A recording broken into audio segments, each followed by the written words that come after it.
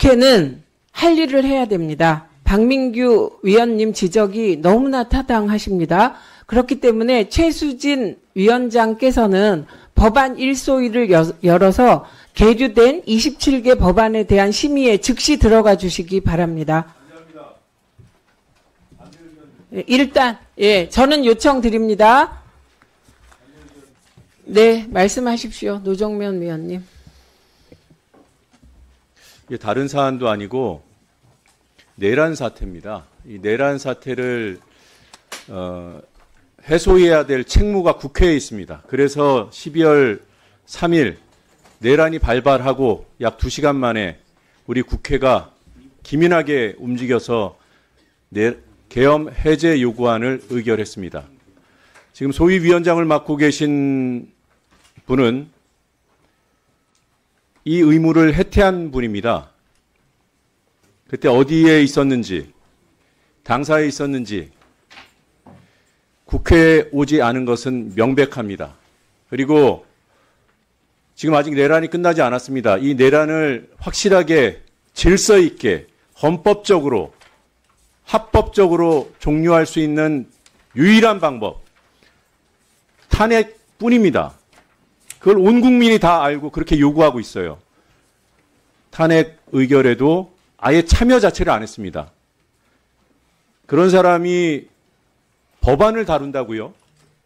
내란 세력의 동조자일 수도 있는데 저는 도저히 이해도 안 되고 묵과할 수가 없습니다. 지금 이 자리에서 법안 1소위원장 교체 의결을 요청드립니다.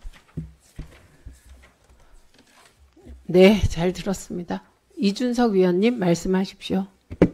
예, 방금 노정민 의원 하신 말씀에 저도 공감하는 부분이 있습니다만 지금 전체 국회 상황이 매우 엄중하게 돌아가고 있고 아직까지 탄핵 표결이 1차적으로 무산되었지만 2차, 3차 계속 진행되어야 될 것으로 보이고 조기에 해결되어야 우리 국민들께서 안심하고 이렇게 생업에 종사할 수 있는 상황이 아닌가 싶기 때문에 저는 특히 우리 과방위에서도 우리가 동료 과방위 의원님들이 나중에 이번에 첫 표결에서는 비록 저희가 기대했던 그런 투표를 해주지 못하셨지만은 곧 뒤따를 투표에서 충분히 국민들의 뜻에 동참할 수 있도록 저희가 설득하는 것도 저희 과방위가 앞으로 한 1, 2주간 중점적으로 해야 될 일이 아닌가 생각합니다. 그래서 위원장님 말씀대로 최수진 의원님께 재차 회의 진행을 요청드리는 것까지는 동의하나 특별하게 우리 아직까지 혼란스러운 상황일 국민의힘 의원들이 너무 곤란한 상황에 몰리지 않도록 하는 것도 지금 상황이 중요하다. 저는 그렇게 생각합니다. 그래서 순차적으로 단계적으로 진행했으면 좋겠다. 위원장께서 그 부분을 신경 써주셨으면 좋겠습니다. 저도 개인적으로 우리 동료 과방위 의원님들을 설득하기 위해 노력 많이 하고 있습니다. 저희 과방위가 같이 그런 노력을 할 수 있으면 좋겠습니다. 네. 저는 과방위 운영 방식, 법안 소위 운영 방식, 법안 소위 위원장에 대한 거치 문제에 대해서 두 위원님들이 부분적으로 다른 의견이 있습니다만 지금 이 혼란을 극복하는 길은 헌법에 따른 대통령 탄핵 절차밖에 없다. 예, 이런 전략적인 판단은 동일한 것으로 봅니다. 그래서 일단은 저는 최수진 위원장에게 법안 1소위를 빨리 열어서 통과시킬 법안들을 의결해 달라, 논의하고 의결해 달라고 일단 요청하겠습니다. 김현 소위원장님 심사 결과를 보고해 주시기 바랍니다.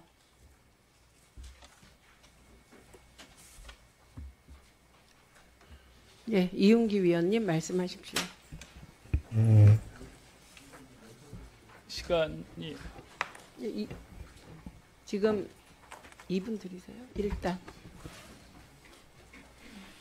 예, 저도 법안을 발의했는데 저는 원래 해촉으로 법안을 발의했어요. 그 이유는 그 방심위가 민간기구로 방심위를 든 것은 방송의 독립성과 공공성을 유지하고 어디에도 휘둘리지 않기 위해서 그런 민간기구의 지위를 줬는데 사실 방심위가 윤석열 정권이 들어서고 언론 통제 장악 기구로 전락을 했고 모든 소송에서 전패를 했어요. 40전 40패인가?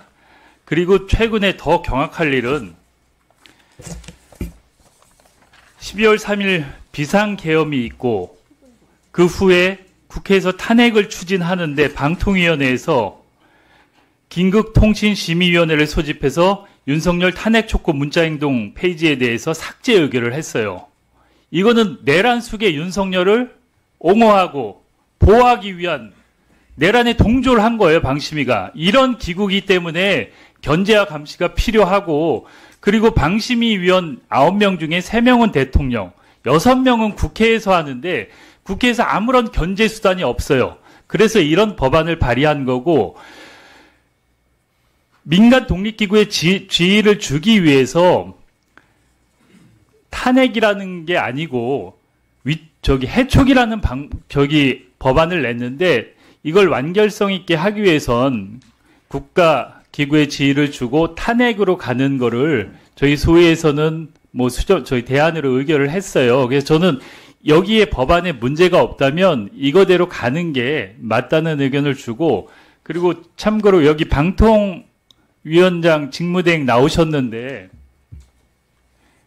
질의해도 되나요? 네, 질의하셔도 네. 좋습니다. 나오셨는데, 지금 국가 내란 사태가 일어났잖아요. 그리고 내란 사태의 방심위원회에서 내란의 수계 윤석열에 완전히 동조하는 이런 일을 했어요. 그리고 방심위의 예산권이나 감사권을 가지고 있잖아요. 방통위원회에서. 여기에 대해서 어떻게 할 거예요? 직무대응은. 방심에서 개별적으로 판단한 부분에 대해서 방통위가 관여하는 것은 바람직하지 않다고 보고 있습니다. 아니, 내란의 수계를 옹호하고 내란에 동조를 했는데, 그리고 이게 언론의 독립과 자유를 해치는데, 방통위의 설립 근거가 뭐예요? 목적이? 앞서도 소위에서도 위원님께서 말씀 주셨던 그러한 목적 조항에 있는 그 내용들이 아닐까 싶습니다. 그러면 그 목적이 방송의 설립 취지라면, 이런 일이 있을 때 방통위가 역할을 해야 되는 거 아니에요? 방심위는 독립된 민간기구, 저희들 부속기관이 아니라서요. 아니, 어느 때는 독립기관이라 그러고 예산이나 감사권은 가지고 있고, 이게 말이 안 되잖아요. 유관기관이긴 하죠. 그래서 그 예산은 어차피 법에 의해서 저희들이 그냥 기계적으로 지원하는 부분이고요. 이거 삭제 의결 보고 받았죠? 아마 그게 저희 내부적으로는 제가 얘기는 들었습니다. 이 삭제 요구 방통위 유언비어 대응반 운영하는 거 보고 받았잖아요. 그렇죠? 방통위에 뭘 설치한다고요? 아니, 방심위의 유언비어 대응반 운영하도록 한 거 방통위에서 보고를 받았잖아요. 그리고 이 삭제한 것도 보고를 받고. 삭제까지는 제가 얘기를 들은 거 같고, 그건 기사로도 났는데, 유해 대응반은 제가 그 부분은. 아니, 아까 보고를 받았다고 국장이 얘기했잖아요. 소위 때. 저는 그게 이제 삭제 요청한 그 부분에 대해서는 보고를 받은 걸로 그렇게 알고 있습니다. 아니, 직무대행은 또 업무를 하나도 몰라요. 제가 업무에 대해서 물으면 제대로 대답한 적이 그러니까 업무에 대한 판단이 아니고 업무 자체를 모르고 있어요, 항상. 그리고 이 개업 내용에도 있지만 언론의 자유를 침해하는 내용이 있어요. 그럼 방통위원이 당연히 그거를 보호하고 수호해야 될 거 아니에요. 계엄에 대한 입장은 뭐예요? 제가 소위에서도 말씀드렸지, 그 부분은 제가 말씀드리는 게 적절치 않아 보입니다. 계엄에 대한 입장이 없어요? 지금 그 부분에 대해서 수사가 진행 중이고, 그 다음에 국회에서도 지금 논의가 되고 있고 하는 상황에서 제 개인적으로 의견을 밝히는. 그러면 12.3 내란 속의 윤석열을 방심위가 옹호한 거에 대한 입장은 뭐예요? 방통위원장으로서. 방심위가 어떠한 행위를 했는지에 대해서는 저희들이 언급하는 것이 부적절해 보입니다. 지금 내각에 있는 장관들이 다 입장을 얘기를 하고 있어요. 근데 장관급의 지금 대행이지만, 그리고 방송의 독립과 자유하고 연관이 있는 그 독립국가기관인데 여기에 대해서 입장이 없어요? 제가 앞서도 말씀드렸지, 수사 중이고 또 국회에서 논의가 되고 있기 때문에 입장을 밝힐 수 없다. 그러면 김태규 대행은 12.3 비상계엄에 동의하고 내란 속의 윤석열의 동조 세력으로 보면 되는 겁니까? 제가 말씀드린 그 표현 그대로 제 입장이라고. 입장이 없다는 건 동조한다는 것밖에 안 보여요. 그렇게 해석하면 되죠. 그렇게 판단하고 국회에서. 그건 저한테. 김태규 대행은 12상 비상계엄에 동의하고 내란석의 윤석열에 동조하는 사람으로 보면 되는 거죠? 앞서도 말씀드렸듯이 지금 현재 수사가 진행 중인 사안입니다.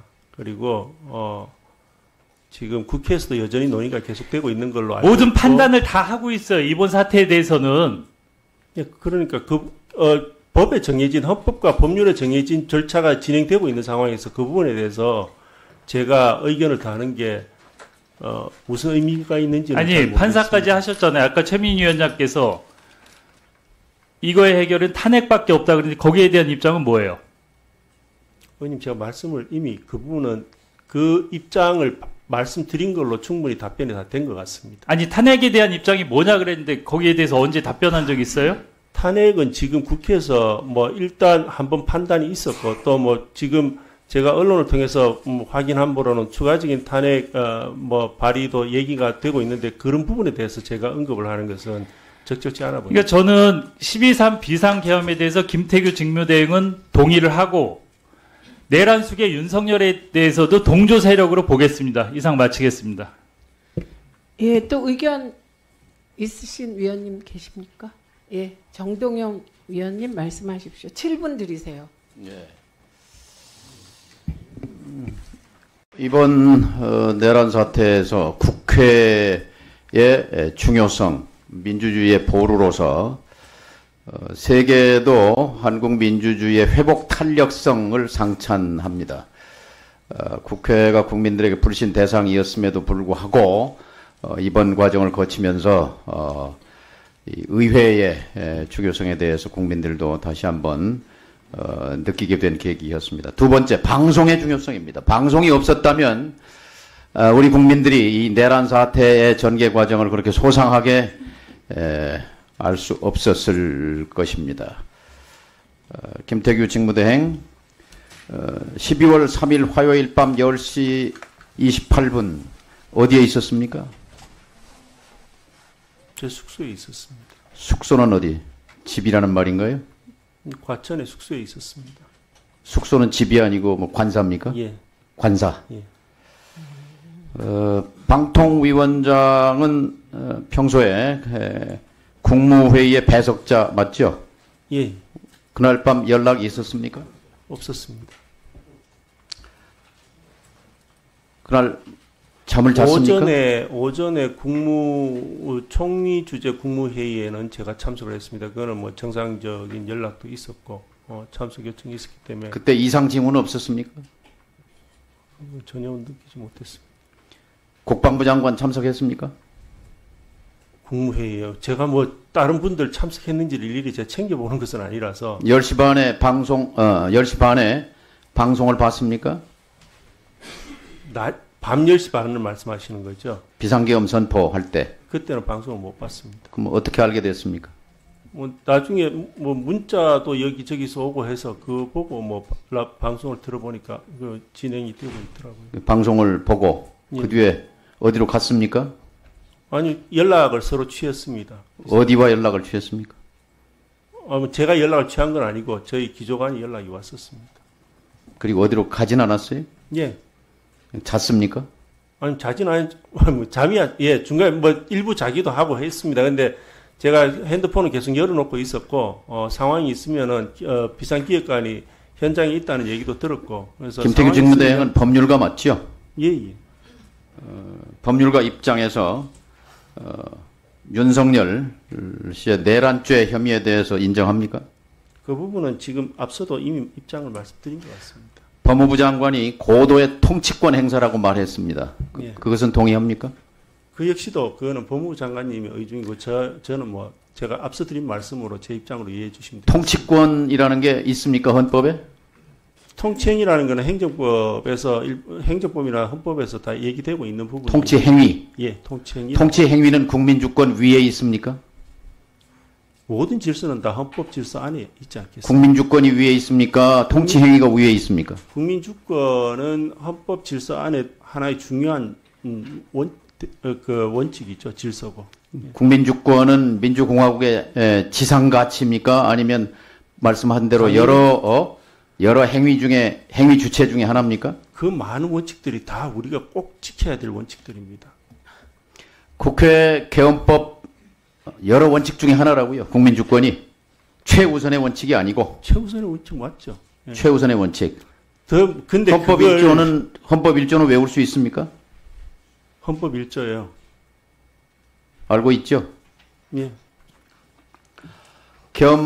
비상계엄 헌법 65조의 5항 해제에 대한 조항 알고 있습니까?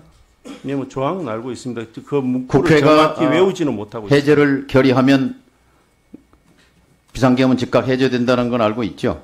예, 예.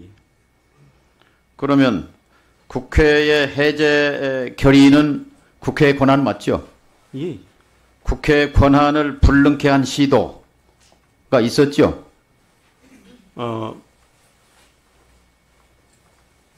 불능케 한 시도는 폭동에 해당한다는 대법원 판례가 있는데 알고 있습니까? 그 부분에 대해서는 계엄 내용에 대한 평가 부분에 대해서 제가 딸리 말씀 안 드립니다. 내란죄, 법률가니까 본인의 일대 양심을 걸고 얘기하십시오. 제가 여기서 법률적 평가를 얘기하는 게 무슨 의미가 있겠습니까? 제가 어차피 수사도 진행 중이고 또 경우에 따라서는 그게 재판까지 가고 사법 절차나 아니면은 필요한 절차들이 이루어질 텐데. 자, 검찰이 이렇게 발표했어요. 이번 행위는 공무원이 직권을 남용해서 국헌을 문란케 할 목적으로 폭동을 일으킨 혐의자 윤석열 이렇게 발표했습니다. 그건 알고 있습니까? 동의합니까? 인정합니까? 검찰 발표? 그 공무원이 윤석열은 맞죠? 의원님, 그 기사 내용은 알고 있고요. 동의 여부는 제가 앞서 밝힌 입장이 답변이 되지 않았나 싶습니다.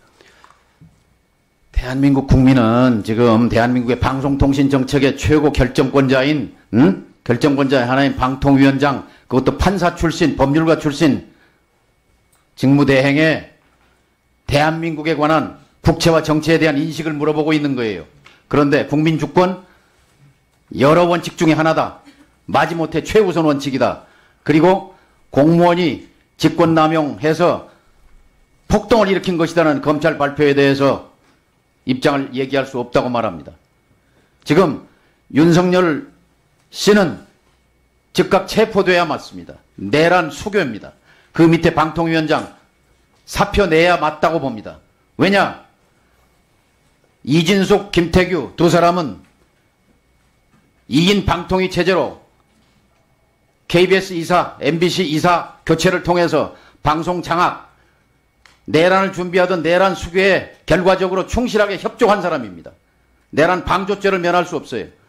우선 법적인 책임은 나중에 따지더라도 도의적 책임을 지고 방통위원장에서 사퇴해야 한다고 봅니다. 양심의 가책 없습니까? 떳떳합니까? 어떤 부분 방통위원장으로서 직무 충실하게 수행했다고 생각합니까? 노력하고 있습니다. 충실히 수행했어요? 결과는 제가 평가할 부분은 아닌 것 같고 제 입장에서는 일말의 양심의 가책이 있습니까? 없습니까? 제 업무를 성실히 하려고 노력하고 있습니다. 성실하게 수행했어요? 글쎄요, 결과 부분은 제가 앞서도 말씀드렸듯이 제가 평가할 부분은 아닌 것 같습니다. 사퇴할 용이 없습니까? 그 부분은 없습니까? 제가 지금 여기서 드릴 말씀은 아닌 것 같습니다.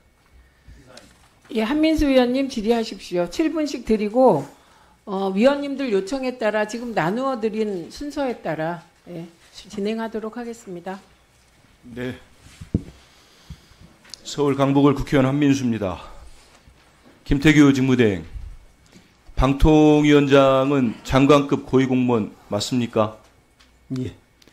그러면 지금 직무대행을 하는 김태규 부위원장도 고위공무원이 맞습니까? 고위공무원 맞죠? 예, 그렇겠죠. 예. 고위공무원이든 그렇지 않던 우리 같은 선출직 공직자도 마찬가지고 공무원들은 누구를 섬겨야 됩니까? 누구를 위해서 일을 합니까? 당연히 국민을 위해서 일하죠. 당연히 국민을 위해서 일을 하지요. 비상계엄의 요건은 뭐가 있습니까? 법을 공부하신 분이니까 판사를 하셨으니까 알지 않겠습니까? 비상계엄에 대한 판단이 아니고 요건을 얘기하는 겁니다. 모르세요? 기억 못하시면 알려드리겠습니다.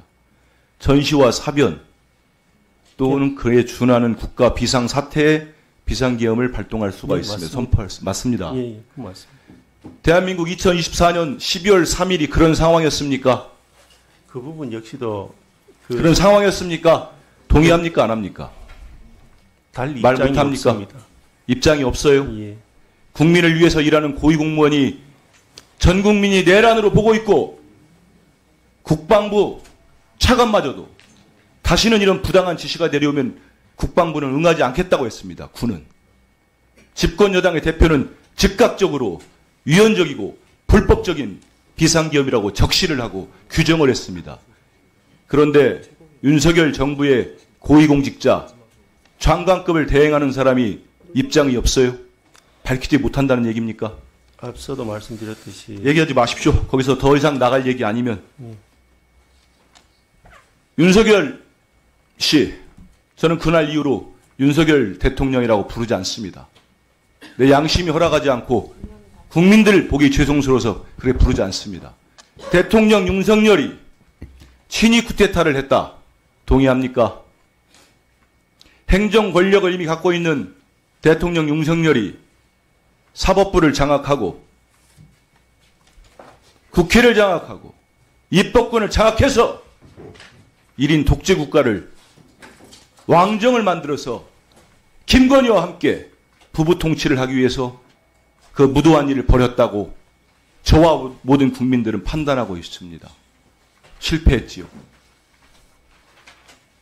국회는 척결하고 김태규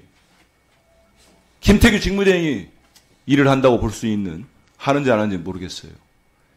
방송 언론을 모두 통제하고 전공의들은 처단한답니다. 그런 포고령을 내렸어요. 그 자가 대한민국 대통령입니까? 그런 자가 대한민국 대통령이에요? 그런데도 고위공직자 김태규는 말을 못합니다. 어떻게 역사에 그 죄를 벗어날 수 있다고 봅니까?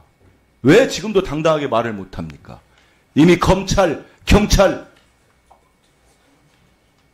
수사기관에서 피의자로 입건한 사람입니다. 윤석열 씨를. 근데도 입장을 얘기 못합니까? 오늘 이 회의도 불참한 국민의힘 의원들에게 한 말씀 드리겠습니다. 어디선가 이 얘기를 꼭 들으십시오. 국민의힘 의원들은 누구를 위해 정치를 합니까? 이미 수백만 국민들이 내란 사태의 주범, 내란죄의 주범, 윤석열, 도저히 그 사람이, 그 자가 대통령직에 있으면, 단 1초라도 있으면 불안해서 못 살겠다고 하고 있습니다. 못 견디겠다고 토로하고 있습니다. 그런데 직무를 유지시킵니까? 좀 전에 국방부 발표 못 봤습니까? 지금도 군 동수권자는 윤석열이라고 합니다. 이미 충암파 계엄 주동자들은, 내란 주동자들은 오물풍선의 원점 타격을 통해 국지전, 전쟁을 획책한 것으로 드러나고 있습니다. 그런데 그 수계를 대통령 자리에 놓는 게 맞습니까? 정말 단 1초라도 빨리 직무를 정지시켜야죠. 불안해서 못 살겠는데. 그런데 그를 할 수 있는 유일한 우리 헌법에, 법에 규정되어 있는 탄핵 절차를 당론으로 반대하고 투표에 불참했습니다. 역사의 죄인들 아닙니까? 당당합니까? 자식들 보기 부끄럽지 않습니까? 우리 국민들은 이렇게 얘기합니다. 꼼수 부리지 마라. 그 알량한, 그 뭐 뜯어먹을 게 있다고 아직도 그거 매달리고 있습니까? 집권당 의원 여러분, 뭐가 남았습니까? 왜 그럽니까? 이게 여야의 문제고 정쟁 소재입니까? 우리는 의원 선서하지 않았습니까? 우리 국민을 지키겠다고. 그런데도 그렇게 합니까? 우리 국민들이 토로합니다. 국민의힘 당이 국민의 짐인 줄 알았는데 이제는 국민의 적이구나. 국민의 적이구나. 대통령 윤석열, 내란 수괴와 같이 하는 국민의 적이구나. 지금이라도 정신 차리고 돌아오십시오. 단 하루라도, 단 한 시간이라도 당겨서 윤석열 씨를 직무에서 정지시킵시다.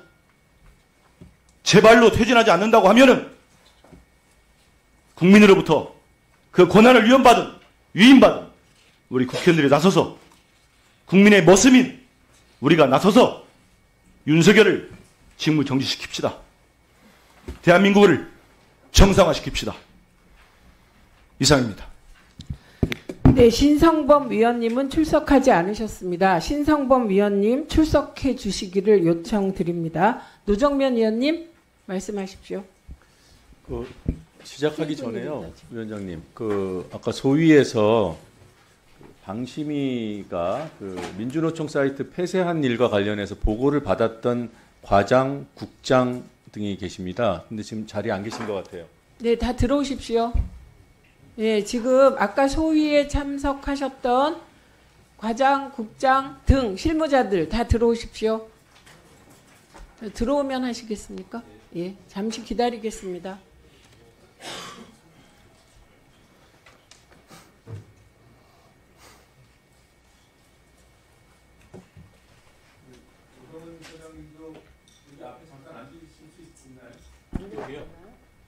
네, 조성은 처장 앞으로 나오십시오. 기획조정관 나오셨습니까? 아니요, 안 나왔습니다. 예.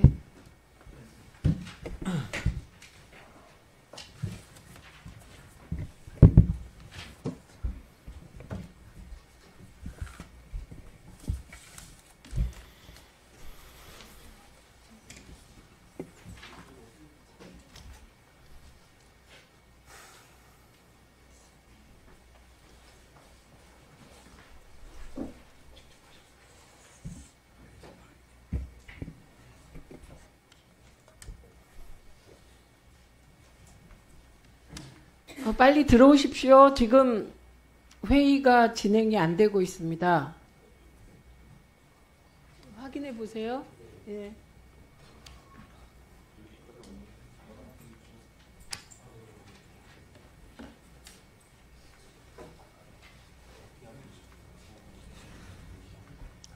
지금 돌아갔다가 복귀하는 중이라 한 10분 돌아오는데 걸린다는데 노정면 의원님 순서를 바꾸실래요? 아니면 그냥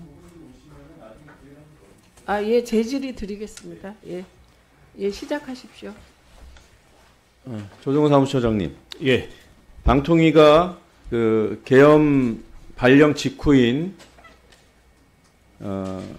11시부터 자정 사이에 유언비어 대응반 운영한 사실이 있습니까? 없습니다. 방침을 밝힌 사실이 있습니까? 방침을 밝힌 적도 없는 것 같습니다. 없어요? 예, 예. 관련 보도가 나온 것은 아십니까? 보도라는 게 뭐 어떤 방통위가 예. SNS 대응반을 운영한다, 유언비어 대응반을 운영한다는 보도. 그건 나중에 본 기억이 나중에 있습니다. 언제 봤어요? 정확하게 기억은 안 납니다. 예. 기억이 안 나겠죠? 예, 예. 개념 자체가 없으니까. 비상계엄의 심각성, 방통위가 거기에 동조해서 유언비어 대응이라는 미명하에 국민의 입을 틀어막으려 했다는 점이 얼마나 위중한 일인지 개념 자체가 없으니까. 방통위가 했는지 안 했는지 아직은 모르겠습니다만 만약에 안 했으면 관련 보도 어떻게 해야 합니까? 방통위를 내란 동조 세력으로 보도한 거예요. 자, 뉴데일리 12월 4일 0시 23분 비상계엄 선포되고 국회로 계엄군이 침탈하던 바로 그 시점입니다. 그때 방통위 비상계엄의 유언비어 대응반 운영 방침 이게 아니라요. 대응방 운영 그냥 딱 찍어서 나갔어요. 근데 이 기사가 아직도 떠 있습니다. 무엇들 하시는 겁니까? 그러니까 방통위가 지금 내란 동조 세력으로 의심받는 거예요. 이런 보도 가짜뉴스에 대응하는 게 이 정부 방통위 방심위의 제1원칙 아니에요? 그리고 그날 오후에는 12월 4일 오후에는 방통위 입장이 보도됩니다. 계엄되면 유언비어 대응반 운영된다는 보도에 대해서 방통위가 확인 불가라는 입장을 언론에 얘기합니다. 이 보도도 알아요? 몰라요? 모르세요? 제가 의심하는 바를 얘기하겠습니다. 가동됐습니다. 그랬다가 취재가 들어오니까 그때는 이미 계엄이 해제된 상태죠. 확인 못 해준 거예요. 왜? 2차 계엄이 발령될 수도 있으니까 아직 어느 편을 들어야 될지 확정하지 못한 거예요. 근데 지금은 우리 의원실에서 물어보니까 가동된 바가 없답니다. 이 모든 것이 방통위의 대응 수준, 입장, 여기 다 응축되어 있습니다. 계엄 문건에 들어있는 내용이에요. 유언비어 대응반 가동은. 방통위로 하여금 유언비어에 대응케 한다는 미명하에 국민의 입을 틀어막겠다. 이게 계엄 계획에 들어가 있던 중요 작전입니다. 그런 내용이 이미 보도가 됐고 언론 취재가 있어서 방통위 관계자가 확인 불가라는 입장을 냈으면 최소한 이 보도만큼은 내리게 했어야죠. 정정보도 신청하고 명예훼손 소송 걸고 그동안 방송사에 대해서 언론에 대해서 했던 것처럼 생 난리를 쳤어야죠. 자기들한테 내란 동조 세력이라고 하는데 어리 빠진 겁니까? 여전히 지금 윤석열이 되살아날 줄 알고 줄을 대고 있는 겁니까? 그래놓고 뭐 입장을 밝히지 않겠다고요? 그러니 당신들을 믿을 수 없어서 여기서 고백이라도 하라는 거예요. 그 말에라도 책임을 지도록. 조성훈 사무처장. 예. 이 보도들 어떻게 할 거예요? 근데 제가 처장으로서 그 입장을 말씀드리는 건 적절치 않은 것 같습니다. 사무처장은 뭐 하는 직입니까? 뭐 하는 직입니까? 방통위의 명예를 심각하게 훼손한 보도가 나왔는데 사실관계랑 다른 보도가 나왔는데 사무처장의 업무가 아니에요? 어떻게 하실래요? 제 업무가 아니란 얘기가 아니고요. 제가 이 자리에서 그걸 대표성을 가지고 말씀드리는 것은 적절치 않다. 그런 최소한 예. 직무대행께 강력하게 대응해야 한다. 즉시 대응해야 한다고 요청하겠습니다. 정도는 나와야 되는 거 아니에요? 그런 부분에 대해서 한번 말씀을 드릴 수 있도록 하겠습니다. 예. 왜 월급 받습니까? 왜 세금으로 PPT 띄워주십시오. 민주당에 제보가 들어왔습니다. 띄워주세요. 추경호 원내대표가 12월 3일 오후 비상계엄이 선포되던 12월 3일 오후 단골 이용원에서 머리를 했고 그리고 그 자리에서 용산 만찬에 간다는 말을 했다. 이 얘기를 고지고대로 믿을 수가 없죠, 지금은. 그래서 사실관계 확인을 해봤습니다. 단골 이용원, 광화문에 있는 단골 이용원에 간 사실까지 확인이 됐습니다. 이 제보자는 추경호 원내대표와 전혀 관계가 없고 이 이용원과도 관계가 없어요. 그런데 이용원에서 들은 얘기를 지인을 통해서 들었습니다. 그러니까 굳이 거짓말을 만들어낼 그런 이유가 전혀 없는 제보자로부터 이 얘기가 들어온 거예요. 그래서 사실관계 확인을 하고 있는 중입니다. 일단 이용원에 간 사실까지는 확인했습니다. 녹취 재생하겠습니다. 여보세요? 그 이용원 맞나요, 선생님? 네, 맞습니다. 저 전화드린 국회고요. 네. 그 혹시 개엄하는 날 당일날 네. 추경호 원내대표가 혹시 머리 자르고 간 게 있나요, 오후에? 네. 자르고 가셨어요? 네. 혹시 몇 시쯤 오셨는지 기억이 안 나시고요? 5시 한 50분에 오셨어요. 5시 50분쯤에? 네. 네. 이 이용원 사장님은 용산 만찬에 대해서 질문을 했을 때 답변을 머뭇거리고 누군지 신분을 재확인한 다음에 그런 얘기는 들은 바가 없다라고 일단은 부인. 1분 더 드리세요. 제가 드리고 싶은 말씀의 요지는 이게 내란 사건과 관련된 것이고 이 제보가 사실이라면 추경호 원내대표가 사전에 이 내란 모의를 알았을 수 있다. 이 내란 계획을 사전에 이 만찬장에서 들었을 수 있다. 이 만찬이 만약에 있었으면 계엄을 선포하기 직전에 핵심 관계자들의 모임이었을 가능성이 크다고 보고 이 수사를 지금 담당하고 있는 경찰 국수본에 신속하고 강력한 수사를 촉구합니다. 사실관계 확인 어렵지 않습니다. 이미 중간 행선지가 확인됐습니다. 집열 3일 오후 5시 50분 광화문 소재 모 이용원에 추경호 원내대표가 방문했습니다.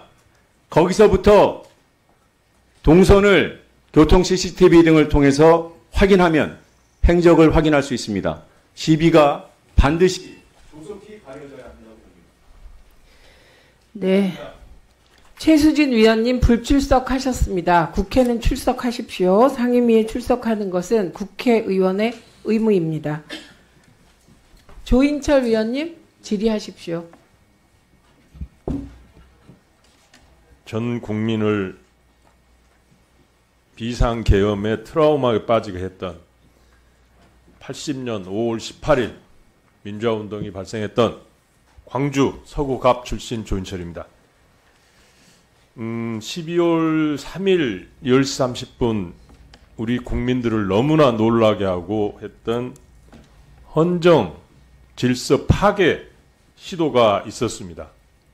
다행히 밖에서 우리 국민들이, 우리 시민들이 국회를 지켜주고 국회에서 다행히 해제를 시켜서 그나마 그 헌정 질서 파괴 행위에 1차적으로 막았으나 여전히 진행 중인 것 같습니다. 그 헌정 질서 파괴 행위는 바로 내란 행위였고 그거는 우리 당대표, 여당 당대표도 그 이연이법성을 인정하고 있습니다. 그런데 그 내란의 우두머리가 누구냐면 지난 대선에서 국민의힘 후보로 나서 당선된 윤석열 씨입니다. 윤석열 씨가 바로 내란의 수괴로 모든 국민이 알고 있고 검찰에서도 그걸 인정하고 피의자로 입건된 상태입니다. 그러나 지금 현재 어떤 상태냐, 모든 국민들이 이해할 수 없는 기이한 상황, 상태가 연출되고 있습니다. 헌정 질서를 파괴하려고 했던 그 수괴가 여전히 그 자리에서 물러나지 않고 그 자리를 유지한 채 모든 권한 행사를 하고 있습니다. 있을 수 없는 일입니다. 이런 기이한 상황이 계속된다면 대한민국의 미래는 굉장히 암울해집니다. 모든 국내 언론에서, 국제사회에서 다 우려하고 있습니다. 이런 기이한 상황이 계속되는 가장 위험한 상황은 경제적 측면에서 보면 불확실성이 지속된다는 겁니다. 그 불확실성을 가장 싫어하는 경제는 그렇지 않아도 어려운 민생 경제를 더욱더 나락으로 빠뜨릴 겁니다. 그 와중에 우리 여당 대표와 한덕수 총리는 지난주 만나서 질서 있는 퇴진 운운하고 있습니다. 질서 있는 퇴진이 무엇입니까? 어떤 일정도 제시하지 못하는 게 질서 있는 퇴진입니까? 그 불확실성은 모든 피해는 국민들이 입을 겁니다. 최근에 미국 포브스지에 6일자 나온 기사 내용을 한번 읽어드리겠습니다. 윤석열 대통령은 코리아 디스카운트를 주장하던 글로벌 투자가들이 옳았다는 것을 증명했다. 한국이 일본의 잃어버린 30년을 따라갈 가능성이 높아졌다. 윤 대통령의 이기적인 비상계엄 선포의 대가를 5,100만 한국인이 앞으로 할부로 치러야 될 것이다. 이게 6일자 포브스의 칼럼입니다.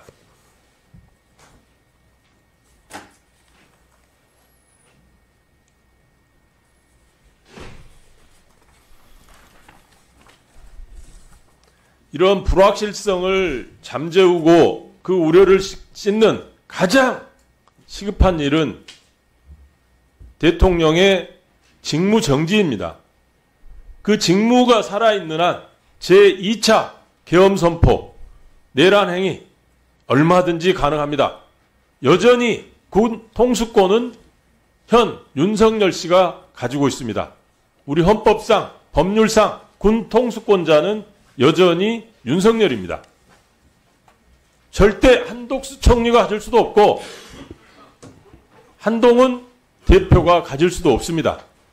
헌법상 군 통수권자는 여전히 대통령 윤석열입니다.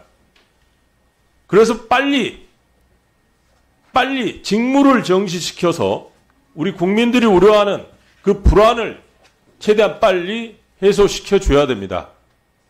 그게 가장 질서 있는 태지는 바로 탄핵 절차입니다. 탄핵이 실행이 되면 곧바로 직무가 정지가 됩니다. 직무가 정지됨으로써 우리 국민들은 제2의 불상사를 걱정 안 하고 생업에 전념할 수 있습니다.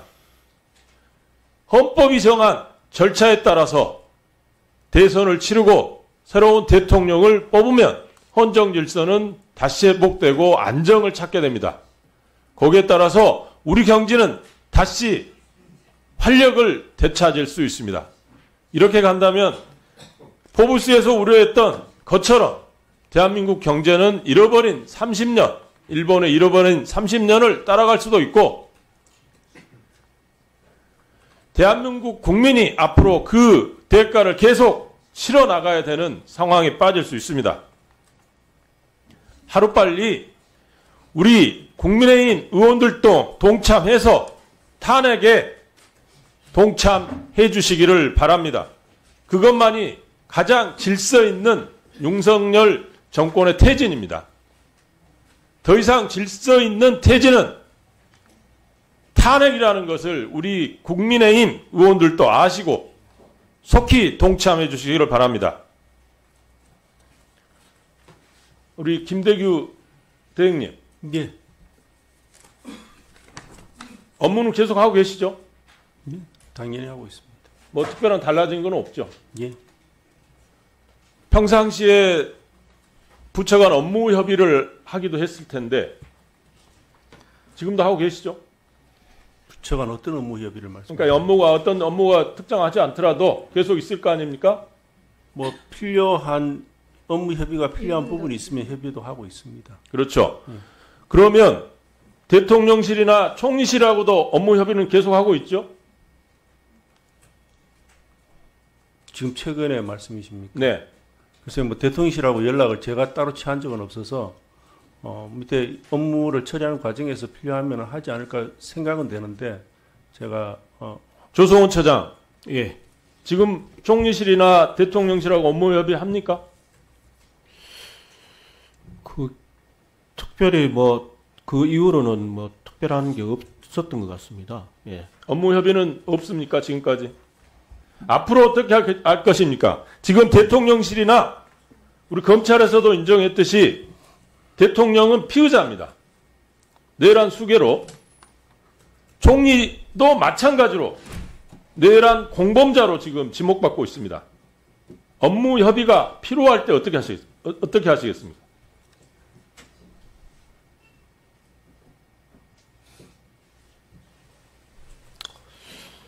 업무 협의가 필요한 부분이 있으면 할 수도 있는 거 아닌가 싶습니다. 할 수 있습니까? 아니 그러니까 뭐 어느 정도까지는 모르겠지만요. 예. 지금 내란의 수계와 업무 협의를 한다는 게 말이 됩니까? 우리 저 대행 어떻게 생각하십니까? 지금 뭐 국무위원실이나 뭐 어차피 부처 간에 서로 업무 협조할 필요한 부분이 있으면 협조를 해야죠. 그리고 당연히 해야 되겠죠. 그리고 뭐 국무총리실도 필요하면 해야죠. 총리가 공범자인데. 글쎄요, 그 부분은 아직 뭐 제가 대통령실은 어떻습니까? 대통령실도 필요하면 해야 되지 않겠습니까? 그럼 하시겠다. 예. 이상입니다. 지금 환율이 미친 듯이 올라가고 있고 주가가 떨어지고 있습니다. 이정원 의원님 질의하십시오. 네, 서울 광진구갑 국회의원 이정원입니다. 2024년 12월 3일 반헌법적이고 불법적인 비상계엄 선포에 대해서 분노합니다.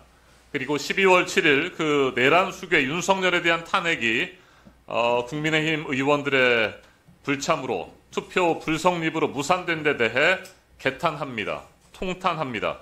강한 유감을 표명하면서 몇 말씀 드리도록 하겠습니다. 먼저 오늘자 한겨레 신문 1면을 함께 보시겠습니다. 탄핵하랬더니 통치하겠다는 한동훈이라는 헤드라인이 실렸습니다. 내란 편든 역사의 죄인 105명의 얼굴과 이름이 새겨졌습니다. 윤 대통령은 8일 내란죄 피의자로 입건됐다. 탄핵에 반대한 이름과 얼굴을 기록으로 남긴다는 글도 실렸습니다. 윤석열에게 동조한 국민의힘 의원들의 얼굴이 이렇게 대문짝만하게 실렸습니다. 경남 도민일보 오늘자 1면도 함께 보시겠습니다. 윤석열 내란 동조한 경남 국회의원들 자격 없다. 큰 글씨로 1면에 새겨졌습니다. 내란 동조 국민의힘 경남지역 국회의원 13명의 사진과 이름이 뚜렷하게 인쇄됐습니다. 이들은 2024년 12.3 내란 동조 국민의힘 경남 국회의원 13명이라는 부끄러운 역사 주역으로 영원히 박제될 것이다라고 하는 비판의 글도 새겨졌습니다. 이렇게 역사는 기록하고 있습니다. 역사는 윤석열을 내란 수괴로, 한덕수 등 국무위원들을 내란 공범으로, 한동훈 대표와 추경호 원내대표 등 국민의힘 의원들을 내란 동조자로 기록하고 있습니다. 국민은 바보가 아닙니다. 우리 국민은 누구보다 현명하고 지혜롭습니다. 그런 국민을 우습게 여기는 내란 동조 정당, 국민의힘은 민주정당으로서 자격 상실입니다. 그런데 과방위 국민의힘 의원들이 오늘 이렇게 자리를 비운 채 출석하지 않았습니다. 창피함을 느끼고 죄책감을 느껴서 나오지 않은 것이라면 그나마 다행이겠습니다만 저는 여전히 국민의힘 의원들이 우리 국민과 국회를 우습게 보는 것이라고 생각합니다. 공당이라면, 책임 있는 여당이라면 헌법과 법률에 따라, 민의에 따라 말하고 행동하고 선택하고 결정해야 합니다. 전 세계가 대한민국을 지켜봤던 지난 7일 토요일 국민의힘은 헌정질서를 파괴한 내란 수괴를 수호하면서 그 책임을 져버렸습니다. 국민을 외면했습니다. 역사 앞에 부끄러운 결정을 내렸습니다. 그러면서 국민은 시간이 지나면 잊고 뽑아준다. 이런 망발을 내놓았습니다. 정말 경악스러운 인식을 드러냈습니다. 윤석열 씨는 2024년 12월 3일 비상계엄을 선포했습니다. 군과 경찰을 동원해서 국회를 찬탈하려고 했습니다. 국민의 대표자 국회의원들을 체포하려고 했습니다. 그날 우리가 두 눈 부릅뜨고 지켜봤던 초현실적인 계엄령 포고문은 윤석열, 그가 대한민국을 어떤 나라로 퇴행시키려고 했는지 명백히 드러납니다. 국민의 기본권을 제한하고 독재 체제의 수립을 꿈꾸었던 자입니다. 모든 언론과 출판을 계엄사의 통제를 받도록 만들려고 계엄사령부의 포고령까지 발표했습니다. 언론의 자유와 표현의 자유를 제한하고 방송통신의 자유와 공공성, 공익성을 깡그리 무시하면서 규제하고 통제하려고 했던 인물이 바로 윤석열입니다. 그런데 그런 자가 아직까지 대통령직에 머물러 있습니다. 군 통수권을 여전히 갖고 있습니다. 당장이라도 직무를 정지하고 사법조치에 나서는 것이 상식입니다. 국민의힘은 탄핵소추안 표결장에서도 도망치더니 이제는 헌법과 법률에도 없는 기묘한 당정 통치를 하겠다고 합니다. 이는 절대 국민이 원하는 바가 아닙니다. 민주주의 유린에 공동 책임을 져야 할 국민의힘과 윤석열 정부는 국정 운영도 수습도 할 자격 자체가 없습니다. 탄핵 이후의 혼란을 막기 위해서라는 말도 제발 그만두십시오.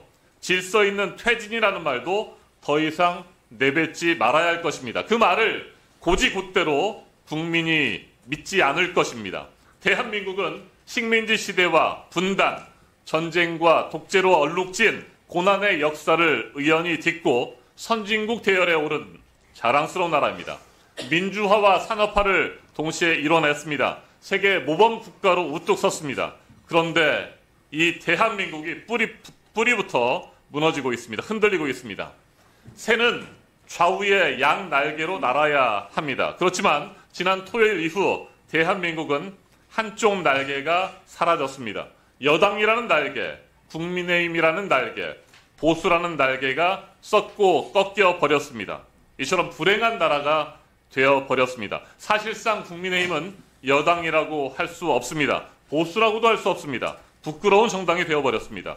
정당이 국민을 버리면 정당이라고 할 수 없을 것입니다. 전국 각지에서 윤석열을 탄핵하라고 외치는 목소리가 이어지고 있습니다. 집회가 매일 펼쳐지고 있습니다.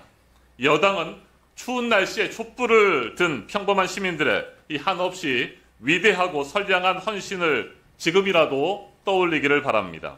끝까지 국민을 외면한다면 탄핵을 외치는 촛불은 횃불이 되고 그 횃불이 여당, 국민의힘을 태워버릴 것입니다.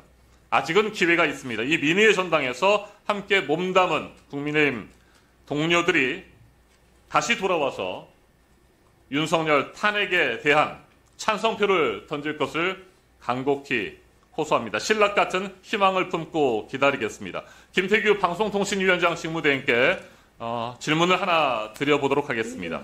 방송통신위원회의 설립 목적은 언론의 자유와 표현의 자유 그리고 방송통신의 자유와 공공성, 공익성을 지키는 거 맞습니까? 네, 앞서 의원님께서 그 목적 조항을 그대로 읽어주신 거라면 그것이 맞을 겁니다. 자, 그런데 비상계엄이 선포된 2024년 12월 3일 전시와 사변 또는 그에 준하는 국가 비상사태로 언론과 출판의 자유를 제한할 만한 그런 상황이었습니까? 그 부분은 앞서 소위에서도 말씀드린 바와 같이 그건 현재 그리고 이 자리에서도 점점 말씀드린 것 같이 수사가 진행 중에 있고 그다음에 국회에서도 절차가 논의되고 있기 때문에 그 결과를 기다려보는 것이 맞지 제가 거기서 자, 그렇다면 의견을 내는 것은 바람직해 보이지 그런 않습니다. 무책임한 태도를 일관하신다면 방송통신위원회 위원장 직무대행을 지금 당장 사퇴하셔야 맞습니다. 아무런 철학도 없고 정의와 상식에 대한 생각도 없는 분이 그리고 방송의 자유와 표현의 자유를 지키겠다는 의지도 없는 분이 지금 그 자리에서 그렇게 앉아 있어서는 안 된다고 생각합니다. 언론과 출판, 계엄사 통제받도록 하는 계엄사령부의 포고령이 내려진 상황에서 아무 말도 못하고 일주일가량 지난 지금까지도 방송통신위원장 직무대행으로서 책임 있는 말 한마디 못하고 있습니다. 언론의 자유와 표현의 자유를 지키고 방송통신의 자유와 공공성, 공익성을 지킬 자격도 책임도 의지도 없는 김태규 방통위원장 직무대행은 지금 당장 사퇴하시기 바랍니다. 감사합니다. 예, 제가 그 전체 회의 운영 시간을 위하여 의원님들께 여쭤봅니다. 추가 질의하실 분 계십니까? 예, 추가 질의 한 분인가요? 예. 네. 이혜민 위원님 질의하십시오. 네, 조국혁신당 이혜민입니다. 김태규 직무대행은 지금 이 의원들의 질타를 어떤 심정으로 보고 있는지 궁금합니다. 지금까지 행정부가, 지금 정권이 국회를 굉장히 우습게 여기고 있어요. 그래서 와서 비웃고 앉아 있는지 궁금하고요. 국회를 우습게 본다는 것은 국민을 이 정권은 우습게 본다는 것이고 그러한 정권은 몰락해야 합니다. 지금 이 자리도 국민이 보고 계십니다. 아까 한민수 의원님도 말씀하셨지만 우선 지금 옆에 또 비어있는 국민의힘 의원들께 한마디 하고 시작하겠습니다. 정점에 달한 악은 스스로 무너지는 법입니다. 박노해 시인의 말씀입니다. 우리는 지금 그 정점에 달한 악을 보고 있습니다. 동시에 불법적인 권한 나눠먹기 하고 있는 정점에 달한 악이 벌이고 있는 그들만의 축제도 보고 있습니다. 명백한 헌법 유린의 내란 행위입니다. 정점에 달한 악이 무너지는 모습 국회와 국민이 함께 만들어내야 합니다. 12월 3일 밤 총을 들고 야간 투시경을 쓴 군인들은 야전 사부로 국회 본청 유리창 깨고 이 안에 들어왔습니다. 본청 2층 가보면은요, 그날 흔적 여전히 남아있습니다. 한번 가서 보세요. 이들 직접 막아선 건 국회의원들이 사실 아니었습니다. 여기 있는 야당 보좌진들과 매서운 날씨 이기고 국회 둘러쌌던 바깥의 시민들이었습니다. 그 덕에 국회의원들은 비상계엄 해제 표결을 했고, 그래서 우리가 여기서 이렇게 상임위 열고 있는 것입니다. 12월 7일 국민의힘 의원들이 있어야 할 자리를 박차고 나갔을 때 국회에 담벼락엔 수많은 국민들이 피를 토하는 심정으로 탄핵을 외쳤습니다. 그들 앞에 정말 부끄러운 줄 알아야 합니다. 국민의힘 여당 의원님들, 오늘의 현실이 어떤지 보고 개개인이 하나의 헌법 기관으로서 무엇이 옳은지 자유의지에 의한 판단을 할 수 있어야 합니다. 국회에서 아직 진행 중인 내란을 종료할 수 있는 유일한 방법은 오늘 많은 의원님들께서 말씀하셨듯이 내란 속의 윤석열 씨 탄핵입니다. 지난 7일 그 기회가 있었습니다. 그 탄핵 표결에도 여당 의원들 들어오지 않고 나가버렸고, 오늘 방통위법 법안을 논의하는 이 자리에도 나타나지 않았습니다. 오늘 아침 9시 법안 소위에서도 나가버렸어요. 국민을 대표하는 탄핵 표결에도 참석 안 하고 법안에 대한 토론도 할 수 없다면 국회의원으로서의 책무 내려놓는 일입니다. 다음번 탄핵 소추안 표결 시에는 국회의원의 본분을 다해 주시기 바란다는 말씀 먼저 드립니다. 직무대행님, 아까 소위에서부터 12.3 내란 사태에 대한 입장을 말씀드릴 수 없다 이렇게 말씀하셨죠? 예. 지금 개인 김태규로서 이 자리에 앉아 계십니까? 아닙니다. 장관급 국무위원인 방통위원장을 대행하는 자격으로 이 자리에 와 계세요. 예. 국무회의 대상이시죠? 예. 12.3 직무대행은 오후에 열린, 좀 더 자세히 얘기하면 비상계엄 논의했던 자리에 배석하셨나요? 배석하지 않았습니다. 이 다음 국무회의는 배석하는 국무회의 언제입니까? 원래는 화요일 날 오전에 하고 있습니다. 항상. 이 다음이 그러면 내일입니까? 아마 그렇게 되지 않을까 싶습니다. 회의에 참석을 해서 발언을 할 수 있나요? 발언권이 있나요? 발언권은 당연히 있겠는데 네. 현안이 그렇다면 국무회의 내일 배석해서 현재 내란 유지 상태에 대해서 발언을 하실 의향이 있습니까?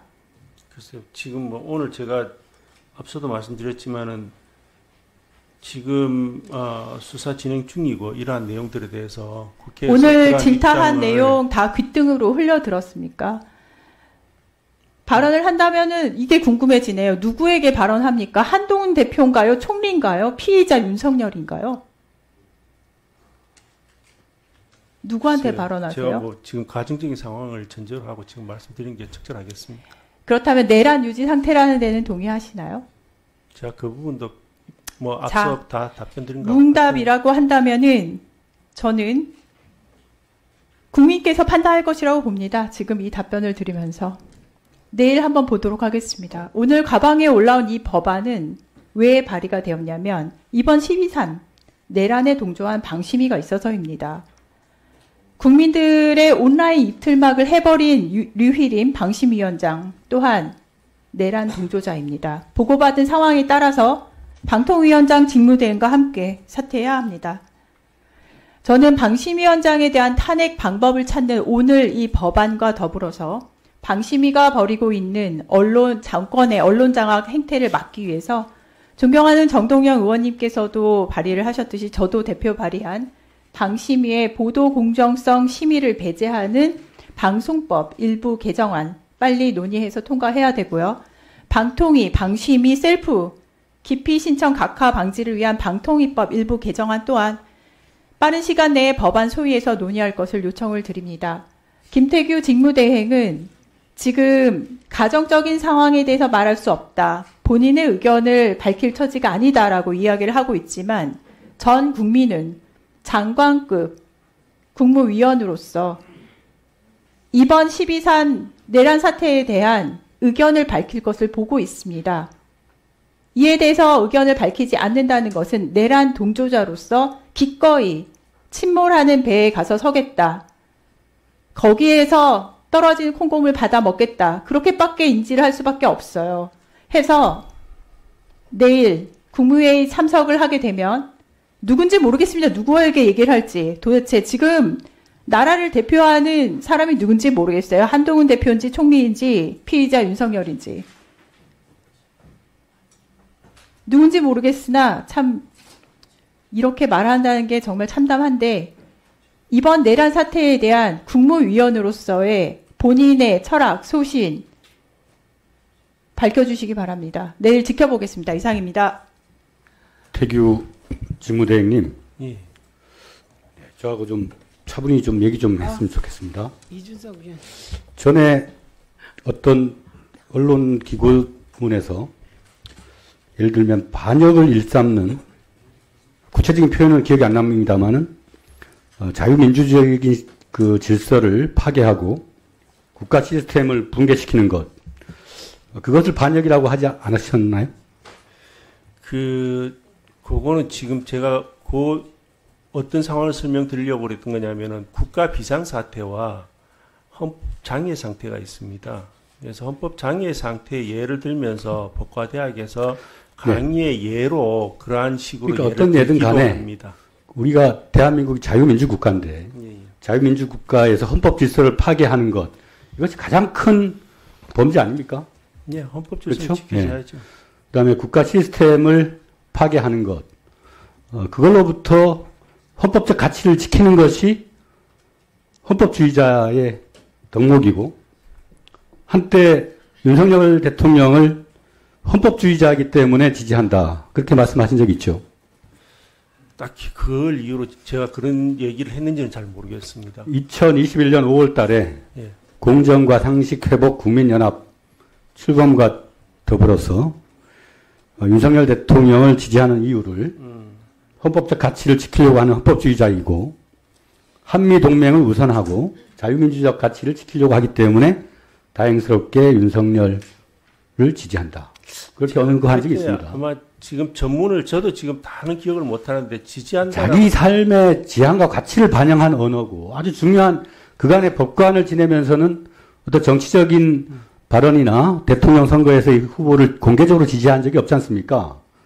그렇죠? 처음 이번에 공개적으로 윤석열 후보를 지지했죠. 제가 지금 정확히 그 전문을 기억하지는 못하는데요. 그때 당시에. 네. 그때 당시에 토론자가 제 기억으로는 그러니까 그 말이 헌법주의자, 한미동맹 우선, 자유민주 가치 이 자체를 언급한 게 틀렸다고는 생각하지 않습니다. 저도. 예. 그렇죠. 예. 예. 그리고 제가 그때 아마 조건부나 이런 표현, 제가 아마 정확한 내용은 저도 지금 오래돼서 기억은 잘 없습니다. 또 여쭤보겠습니다. 그러니까 자유민주 국가에서 설사 그 사람이 대통령이라 하더라도 국가의 질서를 파괴하고 그 시스템을 붕괴시키는 그런 자를 권좌에서 끌어내리거나 시해하는 것을 반역이라 볼 수 없다, 그런 말도 하신 적이 있어요. 그렇게까지 표현을 안 하는 것 같습니다. 아니요. 제가 이거 그대로 따와서 표현한 겁니다. 자, 그렇다면 지금 현재 대한민국의 헌법적 가치를 부정하고 국가의 시스템을 붕괴시킨 내란 주범 윤석열 씨는 헌법주의자입니까? 반헌법주의자입니까? 지금 계엄과 관련돼서는 앞서도 제가 입장을 말씀드렸기 때문에 제가 개인의 의견을 묻는 것이 아니고 이번 계엄 포고령 1호에 3이 뭔지 아십니까? 3? 제가 다 암기하고 있지 못합니다. 본인의 업무 범위의 영역입니다. 이게 포고령 들었을 거 아닙니까? 그렇게 주의 깊게 보진 않았어요. 모든 언론과 출판은 계엄사의 통제를 받는다고 돼 있어요. 그러면 계엄사가 방송통신 분야의 최고 책임자인 김태규 직무대행에게 관련 사실을 통보하거나 유선상이든 무선상이든 공문상이든 이런 사실을 통보받은 바가 있습니까?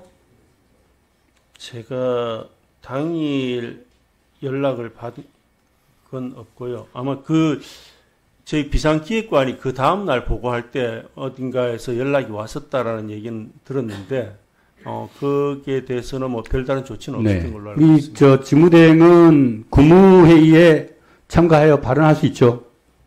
예, 뭐 배석자로 참가해서 발언할 수 있습니다. 그때 만약에 국무회의에 배석자로 참여했다면 국무회의 심의를 거쳐서 계엄령을 발동하도록 되어 있는데 본인의 양심과 가치관에 입각해 봤을 때 계엄을 발동할 만한 사유가 된다고 생각하셨겠습니까?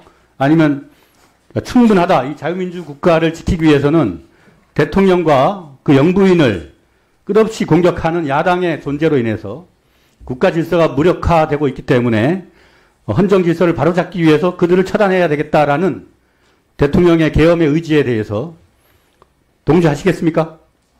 의원님, 뭐 제가 현장에 있지도 않았고, 그리고 뭐 제가 그걸 밝힐 수 있는 권한도 없는 사람이 가정에서 아니 왜 이렇게 본인을 무기력한 사람으로 봅니까? 되게 중요한 분이세요. 방송통신위원회 위원장의 역할이 뭡니까? 제가 방송통신의 공정성과 공익성과 독립성을 지키기 위해서 그 자리에 있는 겁니다. 그냥 앉아가지고 뭐 무슨 평론하려고 앉아 있는 거 아니잖아요. 방통위가 뭐 이렇게 제대로 정상적으로 작동을 못하면서 저도 많이 좀 한계를 많이 느끼는 것 같습니다. 그러니까 한 개인으로서도 그렇고 공직자로서도 그렇고 또 윤석열을 지지했던 전례로 비춰봤을 때도 그렇고 오늘의 이 사태는 본인도 예기치 않았을 거고 그렇죠? 이런 불행한 일이 대한민국 헌정사에 특히나 자유민주 국가에서 일어났다는 것에 대해서 감정은 어떻습니까? 뭐 계엄 어떤 감정을 느끼십니까? 계엄이 통상적인 일은 아니니까 뭐 계엄 선포가 있었다는 얘기를 들었을 때는 뭐 놀라는 건 당연한 일 아니겠습니까? 평상시에 법률적 상식으로 봤을 때 그냥 의외의 일이다 이런 정도가 아니고 어떤 마음속에서 어떤 판단이 있었을 거 아닙니까? 글쎄 그 부분에 대해서는 뭐 크게 고민도 하지도 않기도 했고 또 저는 김태규 위원장이 직전에 국민권익위원회 부위원장으로 있었고 또 방송통신위원회에 왔는데 국민주권의 입장에서 국가의 부패를 방지하고 공익제보자의 신변을 보호하고 이해충돌을 방지해야 할 그 국민권익위원회에서부터 김건희 여사의 명품 뺏건 사건 이런 걸 무마하고 봐주고 하다 보니 이렇게 커진 거 아니겠어요? 저는 책임이 있다고 봅니다. 1분 더 드리세요. 좀 더 주십시오. 네. 그러니까 모든 권력은 견제받지 않으면 무한 폭주하게 돼 있습니다. 그래서 독립성이니 공정성이니 각종 국민 주권을 보장하는 인권위원회니 권익위원회니 방송심의위원회니 통신위원회니 하는 게 있는 건데 그 자리에 가 있는 사람들이 역사적인 명분이나 시대적 가치를 생각을 해서 또 진심으로 그 대통령이 잘 되길 바란다면 대통령이 갖고 있는 우려가 있습니다. 그분이 갖고 있는 패단, 독점성, 무소불위의 힘의 지배성 그런 게 있으면 가까운 사람일수록 그거 견제해야 됩니다. 각하. 그거 할 줄 알아야 됩니다. 그걸. 아무것도 안 하고 월급만 받아놓고 야당이 뭐라 그러면 공격이나 하고 그렇기 때문에 이 계엄이라고 하는 비상사태가 막아지지 않은 거예요. 그래서 저는 흥분도 많이 했고 위원장님하고 다툰 겁니다. 이게. 저는 법관의 양심을 지닌 사람으로서 이 대목에서 국무회의에 참여하는 준국무위원으로서 이 사태의 불행함에 대해서 국민들한테 유감을 표명해야 된다고 생각합니다. 한마디 하십시오. 뭐 의원님 제가 앞서도 계속 그 부분에 대해서는 제 입장을 말씀드려서 그걸로 이해해 주시면 되겠습니다. 유감 표명한다고 해서 누가 뭐라 안 합니다. 안 잡아가요. 뭐 향후에 어차피 수사나 사법적인 절차 그다음에 국회에서의 해법이 나오지 않겠습니까? 이진숙 씨하고 두 분이 2인 체제에서 위법적인 방송 장악기도 한 거, 외란의 사전 음모, 예비 음모입니다. 그거. 뭐 그건 좀 비약인 것 같습니다. 그 수사해서 처벌할 겁니다. 예, 순서가 바뀌었죠. 이준석 위원님 질의하십시오. 예, 조성훈 차장님. 예. 그 해당 계엄 당일에 그 선관위가 하나의 공격 대상이 됐다는 것은 또는 계엄 대상이 됐다는 것은 인지하셨죠? 기사 통해서 봤습니다. 그런데 우리가 알기로 선관위랑 원래 그 방통위는 바로 옆에 있는 기관 아닙니까? 과천에서? 선관위는 별도 단독 청사로 있습니다. 예, 그런데 바로 옆에 있죠. 예, 가까이 있습니다. 그러면은 그 입구가 원래 그 방통위가 더 앞쪽에 있죠. 선관위는 저 뒤쪽에 있죠, 건물이. 그 완전히 다른 청사입니다. 선관위는. 근데 선관위 청사에 계엄군이 진입했다 그러면 사실 방통위에 거의 한 200-300m 거리로 지금 계엄군이 주둔했다는 그런 이야기가 되는데 그 상황을 인지하셨습니까? 전혀 몰랐습니다. 선관위나 이런 쪽에 계엄군이 투입된 걸 기사 보고 알았다. 예, 그렇습니다. 그러면은 방통위에는 뭐 당직이나 이런 거를 통해서 인지한 사람이 전혀 없었고 청사 관리하는 사람들도 연락을 주지 않았다 이런 말씀입니까? 예, 저는 보고받은 바는 없습니다. 예, 이것도 굉장히 신기한 상황이라고 생각합니다. 저는 계엄이라는 것 때문에 상당히 많은 언론 보도가 있었고, 그럼 언론 보도 상황에서 선관위가 물론 초기부터 그렇게 언론 보도가 되지 않았지만은 그 기관을 책임지고 있는 사람들이라 그러면은 우선 청사의 안전, 그 다음에 뭐 그런 것부터 챙겨야 되는데 그런 절차가 있었습니까? 근데 청사 관리하는 부분은 행안부 청사 관리 사무소에서 하는 거라 저희가 뭐 따로 계엄 상황이 됐는데 우리 청사는 어떻게 되고 있고 우리 일하는데 지장이 없는지 파악하는 절차는 언제 시작됐습니까? 그러면 다음날 아침에 했습니까? 사실 저는 그때 그 해외 출장 중이었어요. 네. 제가 그냥 카톡으로 보고만 받았습니다. 부위원장님 그러면 예. 우리 직무대행님 이거 언제 파악하셨습니까?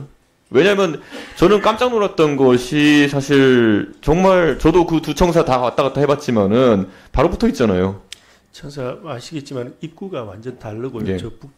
한참 저 앞쪽으로 가서 이렇게 위로 올라가게 돼 있죠. 그리고 저희 동하고는 좀 거리가 좀 있습니다. 뭐 200-300m처럼 그렇게 가까운 거리는 아니고요. 뭐 적어도 한 1km 이상은 되지 않겠나 싶은 생각은 드는데 모르겠습니다. 뭐 거리가 뭐 서로 좀 달라서 예, 달라서 그리고 그리고 뭐 그게 저희들 입장에서는 뭐 특별히 어떤 징후나 아니면은 이 이상점을 느끼지 못했고 아마 그런 사정이 있었으면은 비상연락관이 아마 저한테 바로 연락을 취했을 겁니다. 그런데 우선 계엄이라고 하는 것이 일반적으로 선포되면 입법부를 제외하고 행정부와 사법부의 상당한 권한을 제약하는 그런 것이 계엄 포고령에 들어가 있고 원래 계엄이 그런 거 아니겠습니까? 그런데 그러면 이제 지금 직무대행으로서 행정부의 한 기관을 지금 책임지고 계신 분 입장에서 그런 부분을 능동적으로 파악하셔야 된다는 생각이 드는데 어떻게 보십니까? 예, 그래서 기상비핵관 보고 계속 그 상황을 보라고 했고 그 기상비핵관도 뭐 상황을 보고 자기가 뭐 현장에서 처리할 수 있는 부분은 처리를 했을 거고요. 근데 뭐 현장에 처리할 만한 특별한 사정이 없었습니다. 제가 뭐 심정적으로는 제가 뭐 나갈까도 생각을 했었는데 그래서 그런 부분들도 논의는 했었는데 근데 오히려 뭐 현장에 나가 본들 결국에는 보도 이외에는 딸리 어떤 소식이 저는 왜냐하면 굉장히 대통령이 좀 우리 생각보다 좀 특이한 분이라 가지고 선관위를 장악하러 나선 거지 일반적으로는 아까 말씀하신 것처럼 언론과 통신을 장악하고자 하는 기도가 계엄군에 먼저 있는 게 정상인데 저는 그런 상황 속에서 청사에 아주 근접하게 군이 접근했다 그러면은 그것은 어떤 보고가 올라오든지 간에 굉장히 비상한 상황으로 인식했어야 된다 이런 생각이 있는 거고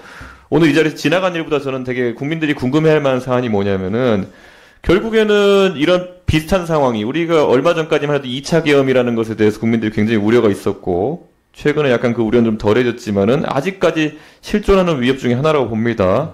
이런 상황이 발생했을 때 직무대행께서는 만약에 어떤 이런 지시, 그러니까 그 통신과 언론을 장악하라는 지시가 내려왔을 때 어떻게 대응하시겠습니까? 국민들에게 속 시원히 말씀 주십시오. 그 역시도 가정적인 아니 가정적인 게 아닙니다. 지금 이 상황에서는 답을 주셔야 되는 겁니다. 지금 군에서도 보면은 군 지휘관들이 하나하나 본인이 어떤 판단했다 보니까 선관위에 그 투입됐던 그 병력 같은 경우에는 위에서는 가라고 지시 내리고 밑에 있는 현장 출동했던 병력 같은 경우에는 이건 안 될 것 같다 그러니까 편의점 가서 라면 먹고 와라 이렇게 해가지고 사실 좀 다른 판단을 했고 이거는 직무대행께서 만약에 통신을 차단해라 아니면은 언론에 대해 적극적인 검열 조치를 해라 이런 지시가 내려온다 가정적인 상황입니다. 그럼 어떻게 대응하시겠습니까? 이거는 꼭 공직자가 어떻게 대응할지 국민들이 알고 싶어합니다. 지금.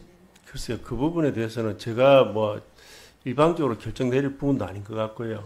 그리고 결정하셔야 됩니다. 이거는 지금 통신 결정을 해도 예. 간부들이랑 논의를 해서 하지 않겠습니까?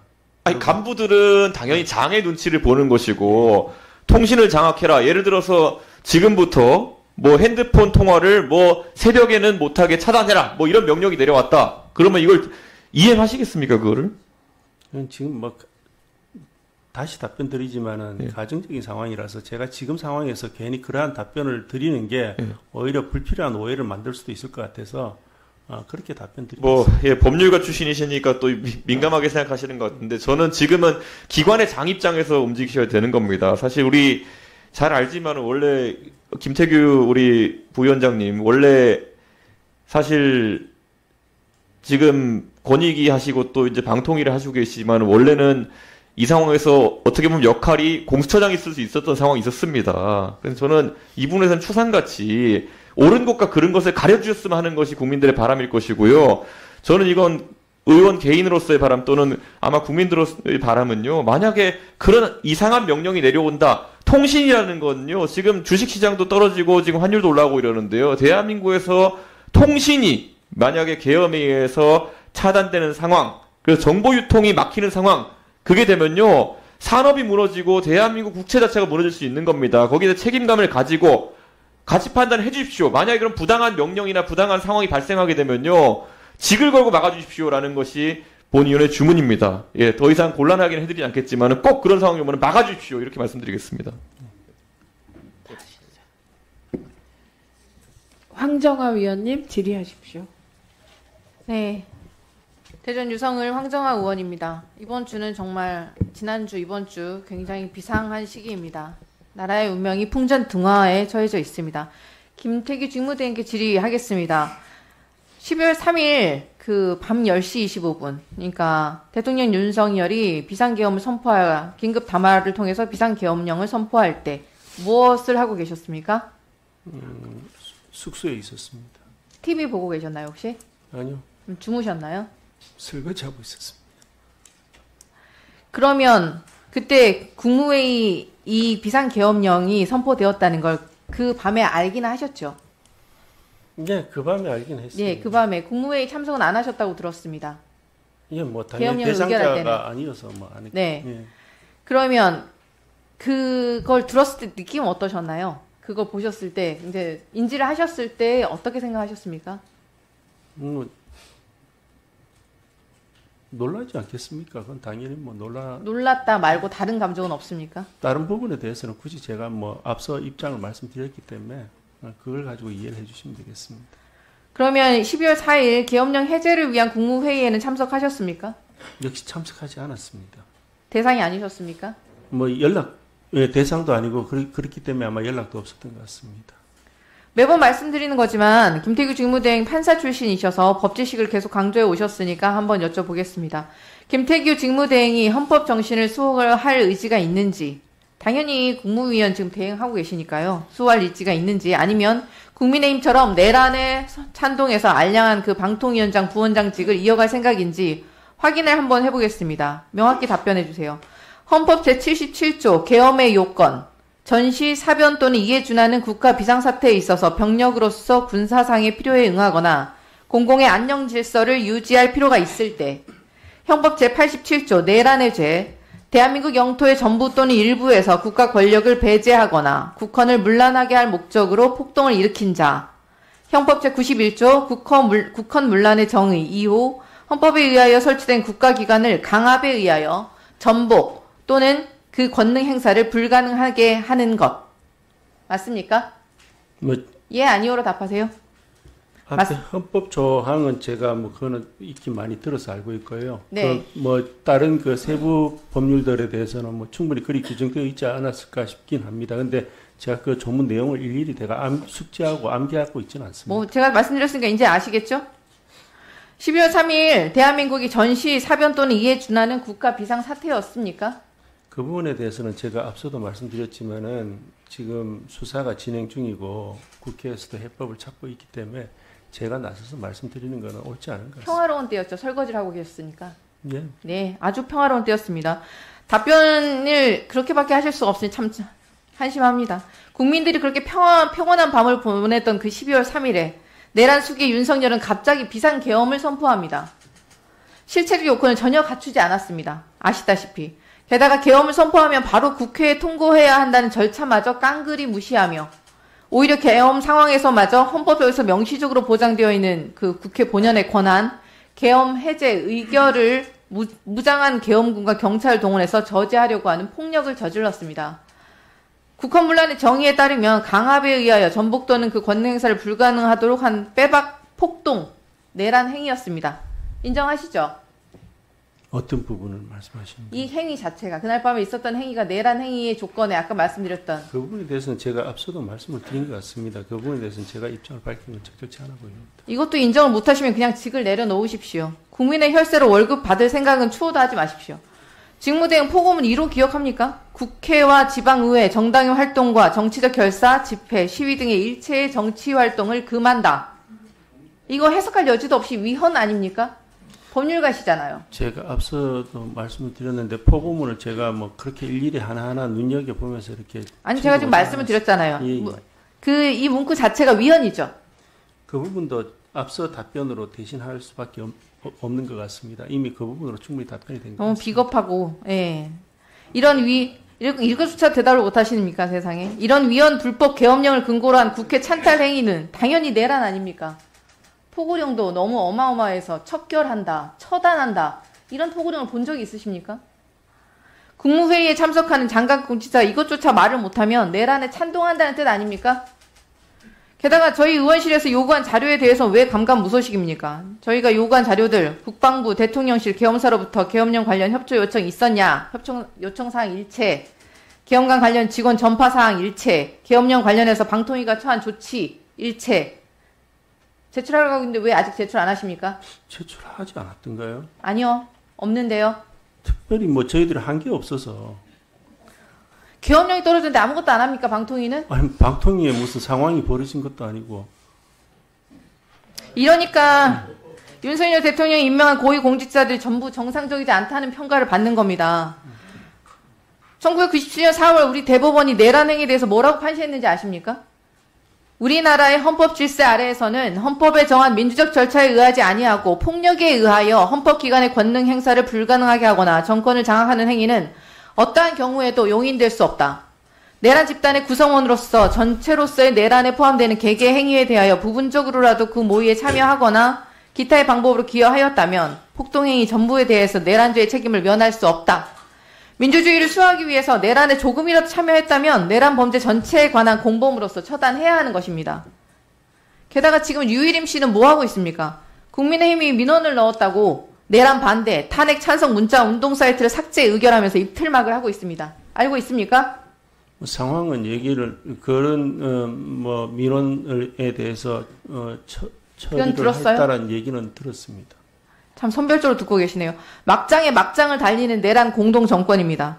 탄핵 반대 문자 사이트도 있는데 그건 왜 삭제 처리를 안 합니까? 이게 바로 내란 수계를 방탄하기 위해 행정력을 불법적으로 동원한 행태 아닙니까?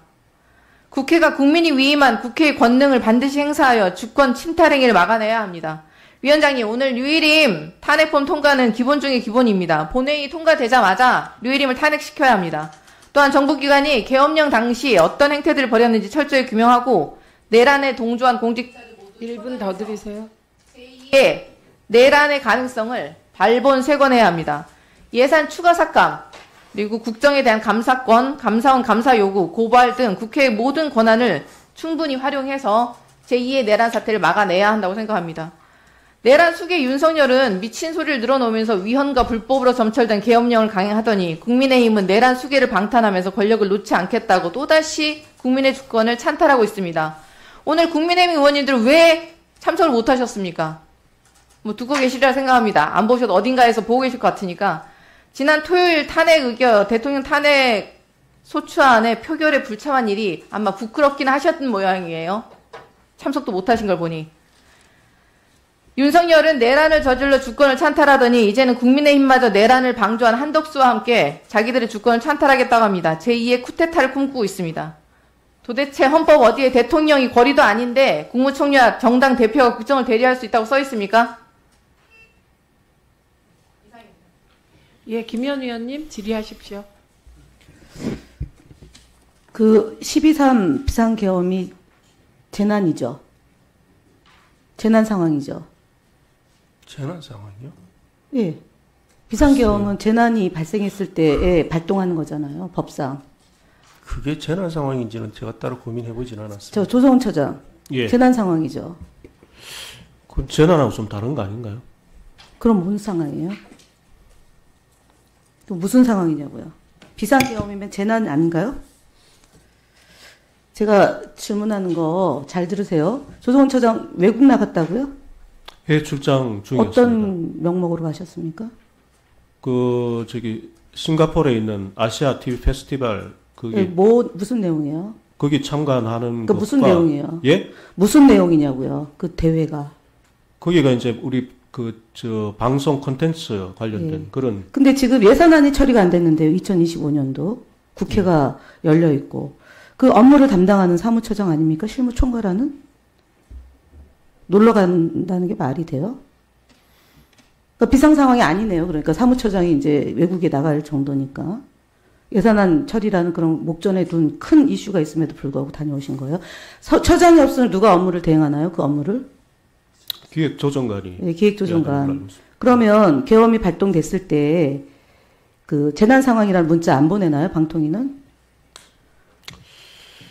비상 상황실이 있잖아요. 예, 있습니다. 예, 그 상황실 왜 만들었어요? 상황실 왜 만들었습니까? 재난방송과 관련. 그러니까 재난방송 예. 내용이 뭡니까? 재난이 뭡니까? 법상 재난이 뭡니까? 뭐 천재지변이나 뭐 이런 것들. 천재지변, 전쟁. 전쟁. 왜 우한. 예. 전쟁. 그 지금 그래서 비상계엄이 된 거잖아요. 재난 상황이잖아요. 재난 상황 발생했으니까 긴급 편성해서 재난보도 하도록 해야 되는 게 방통위 임무죠. 그래서 재난 상황실을 만드는 거잖아요. 2층에다가 많이 돈을 들여서. 그래서 방통위가 예를 들면 을지훈련도 거기서 하고 그래서 그 정부에서 하는 훈련도 거기서 대피훈련 하지 않습니까? 재난 상황실 가동했습니까 이번에? 10시 25분부터? 안 했죠? 직무유기하신 거예요. 재난문자 안 보냈죠? 직무유기한 거예요. 국가재난방송, 국가기관방송사가 긴급 편성해서 재난보도한 거 있습니까? 이 비상상황에 대해서 국회가 점령당하고 계엄군의 군합발에 짓밟히고 시민과 언론인들이 구타당하고 있는 상황 보도했습니까? 보도하도록 지시했습니까? 방통위 직무대행 했습니까? 안 했습니다. 직무유기한 겁니다. 탄핵의 사유입니다. 직무대행도 탄핵의 대상입니까? 아닙니까? 그래서 그 부분에 대해서는 아직까지 논의가 뭐 직무대행이 탄핵의 대상입니까? 아닙니까를 물었습니다.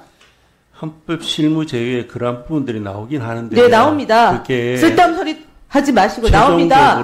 답변하지 마세요. 사무처장, 직무대행이 탄핵의 대상입니까? 아닙니까?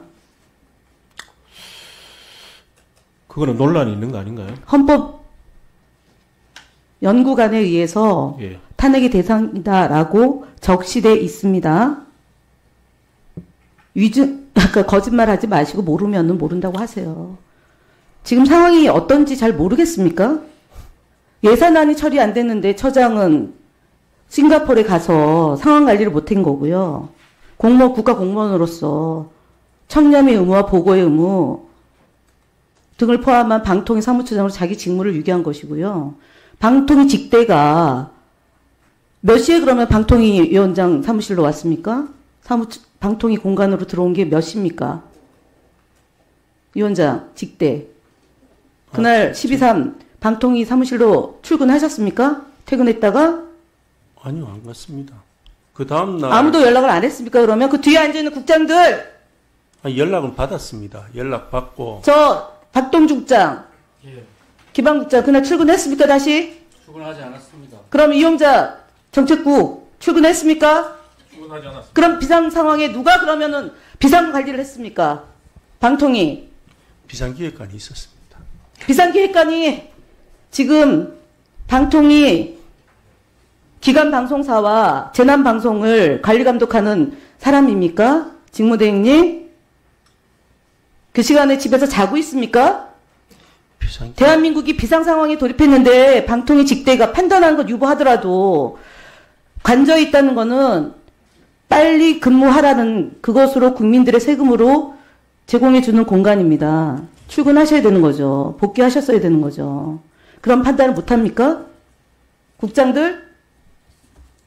오라고 했습니까? 그럼 본인들은 집에 있었습니까? 지금 두 사람은? 둘 다 집에 있었습니까? 네, 그렇습니다. 과천에 왜 방통위가 있습니까? 비상 상황에 대비해서 세종으로 안 가고 과천에 있는 거 아닙니까? 그 뒤에 기무사 있고 국정원하고 연계해서 국가기관 통신망이 잘못될 수도 있지 않습니까? 그걸 관리하라고 과천 청사에 있는 거 아닙니까? 비상사고가 관리했습니까, 지금? 집에 있었어요? 직원들이, 국장들이? KBS 앞에 계엄군 차량이 몇 시에 진주했는지 아십니까? 기방장, 확인했습니까? 새벽 1시 반에 장갑차가 주둔했어요. 알고 계십니까? 몰랐습니다. 지금까지 파악이 안 됐습니까? 예, 이 자리 올 때 그거 오늘 질문할 거라고 예상 안 하셨습니까? 대변인 출신 박동주 국장. 이용자 정책 담당하는 국장. 만약에 통신사가 마비되면 어떻게 하려고 그 집에서 잠을 자고 있습니까? 대책회의. 잠을 자진 않았고요. 출근해서 대책회의를 했어야죠. 통신망 마비에 관한 사항은 과기정 통보에서 하도록. 같이 관리하는 겁니다. 이용자의 편익 제공해 주는 게 방통위 임무예요. 그렇게 비겁하게 얘기할래요? 그 다음에 국무회의가 열렸으면 방통위 직무대행이 계엄 포고령에 따르면 언론의 자유를 장악하라. 할 건지 말 건지 회의를 소집해서 대책을 강구했어야 되는 거 아닙니까? 다 직무유기 안 친 거잖아. 다 직무유기. 이 자리에서 얘기를 할 수 없다고요. 국무회의에 참석해가지고 출석해서 발언할 수 있으면 소관 사무에 대하여 국무총리에게 의안을 제출할 수 있다. 건의할 수 있다. 위원장 권한 아닙니까? 그래서 탄핵의 대상에 임기 보장되는 겁니다. 국회에서만 탄핵할 수 있는 겁니다. 위원장에 대해서. 임기 보장입니다. 국가공무원으로서 국민의 생명 안전을 담보해야 될 국가공무원들이에요. 뒤에 이제 배석한 들 다. 이게 말이 됩니까? 방통위가? 방심의 결정에 대해서 그런 폭거를 저지르고 있는 거에 대해서 실무자들이 중립성을 지켜야 된다. 공공성을 해친다라는 말도 못합니까? 협의기구, 합의기구가? 방통위가 직속기관입니까? 대통령 직속기관이에요? 사무처장? 앉으시고 두 사람. 직속기관. 방통위는 대통령 직속기관입니다. 직속기관이에요, 방통위가? 직속위원회. 직속기관입니까? 박동주 국장 직속기관입니까? 소속기관입니까? 박동주 국장 직속기관이에요? 소속기관이에요? 방통위는?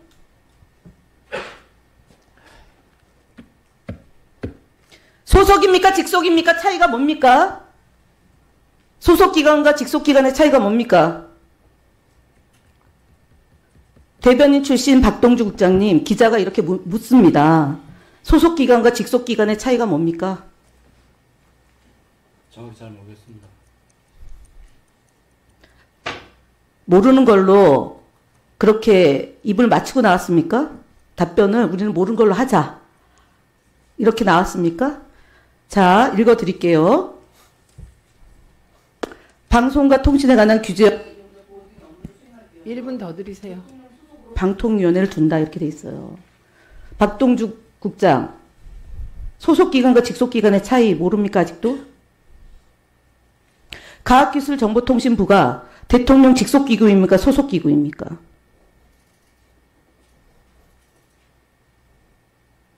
정말 몰라요? 조선 참모처장, 과학기술정보통신부가 직속기관입니까? 소속기관입니까?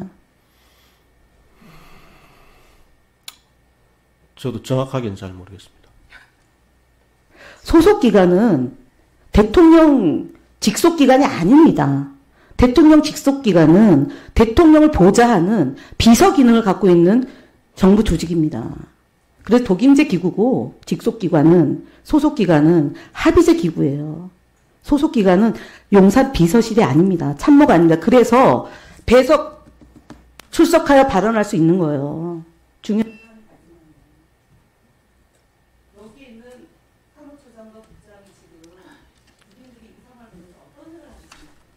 이렇게 비겁하고 형편없고 직속과 소속도 대표가 못하고 방통위원장이 집에 있는 걸 그대로 방치하고 이상 상황에 대책회의가 안 하고 방송기 점령당해도 나몰라라 하는 이런 공무원들 필요 없습니다. 다 공수처의 고발 대상입니다. 책임질 겁니다. 그리고 김태규 위원장 집회가 아무리 답변을 안 해도 지금 방송을 관리를 안 한 것에 대한 직무유기 탄핵 사유입니다. 예, 저 직무대행. 예. 방통위원장 임기가 있어요, 그죠? 예. 왜 임기 든 겁니까? 글쎄요, 뭐 법의 규정이 왜 법이 임기를 규정했습니까? 위원회 독립성을 어느 정도 네, 독립성입니다. 왜 직속으로 안 하고 소속으로 했을까요? 법 논의할 때. 글쎄요, 직속 소속을 그렇게 구분할 수 있는지는 제가 오늘 처음 알아서 저도 좀 새로 배우게 돼서. 아니 법에 직속으로 돼 있습니까? 소속으로 돼 있습니까? 뭐 법문상으로는 뭐 앞서도 읽어주셨듯이 소속으로 되어 있는 것 같습니다. 예, 그 핵심 단어가 독립성입니다. 독립성이라고요. 비상계엄 선포된 후 윤석열 씨 지지율이 몇 프로까지 떨어졌는지 아십니까? 대행? 아니요, 잘 모르겠습니다. 모르는 척 하고 싶죠. 11%. 이건 대통령 자리에 있으면 안 된다는 프로테이지이죠. 그것도 이 11%가 어디서 유지됐는지 아십니까? 50대 이하 전부 한 자릿수입니다. 이 이유가 뭐라고 생각하십니까? 11%까지 떨어진 이유. 글쎄요, 달리 제가 지금 11%라는 얘기도 오늘 알려주셔서 제가 새로 알게 됐습니다. 아니, 그런 쓸데없는 소리 하지 마시고 왜 이렇게 지지율이 떨어집니까? 이에 대해서는 따로 고민해보지 않았습니다. 비상계엄이 실패했습니까? 성공했습니까? 글쎄, 성공 실패 여부 논하는 것조차도 제가 답변 드리는 건 옳지 않아요. 바보입니까? 실패했습니까? 성공했습니까?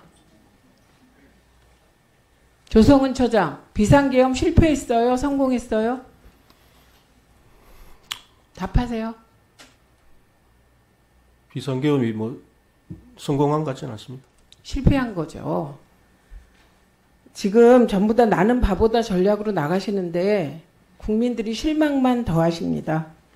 그 김태규 대행은 지금 정황으로 볼 때 윤석열 씨가 비상계엄 발표하기 전에 실세들을 불러 모았던 것 같습니다. 초대 받으셨어요, 김태규 대행? 전 앞서도 말씀드렸지만 정부위원이라서. 짧게 말하세요.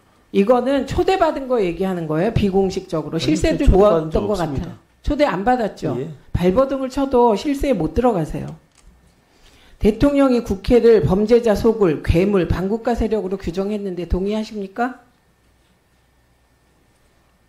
그 부분에 대해서는 동의하십니까? 안 하십니까? 제가 입장을 밝히는 건 적절치 않아 보입니다. 그게 왜 적절치 않습니다. 저 범죄자입니까? 저 괴물입니까? 반국가 세력입니까? 제가? 그렇게 생각하세요? 그 부분과 관련해서는 앞서도 계속 제가 됐고요. 답변을 드렸기 때문에 그 방통위 설치법 제1조에서 가장 중요한 대목이 뭡니까? 방통위가 왜 필요합니까?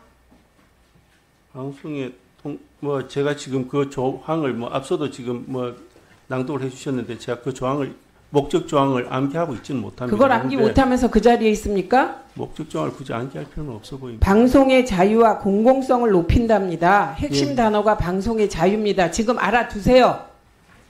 모르는 건 자랑이 아닙니다. 잠깐만요. 김태규 대행이 설거지했다 그랬죠? 계엄 터졌을 때. 아까 그렇게 답했죠? 예. 계엄 소식 듣고 설거지 계속했어요? 아닙니다. 뉴스를 봤습니다. 네, 설거지 중단하고 뉴스 봤어요? 그리고 집에서 쉬었어요?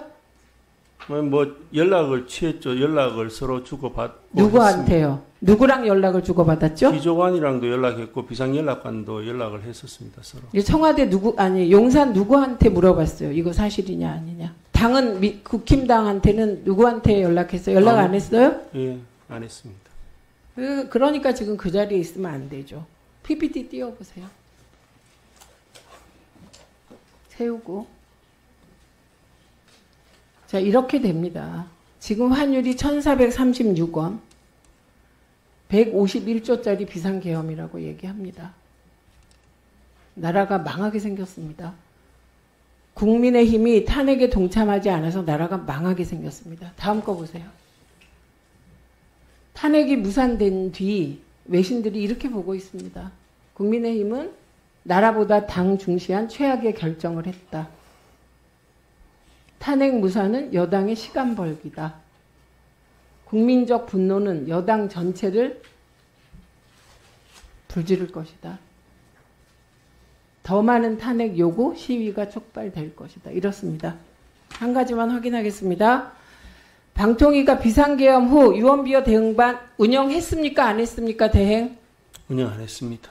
조성은 처장 운영했습니까? 안 했습니까? 안 한 걸로 알고 있습니다. 자, 띄워보세요. 자, 포고령 보세요. 조성은 처장 저 보이시죠? 예. 2번 읽어보세요. 자유민주주의 체제를 부정하거나 전복을 기도하는 일체 행위를 금하고 가짜뉴스, 언론, 여론조작, 허위선동을 금한다. 그러면 가짜뉴스가 난무하면 어떻게 하려고 그랬어요?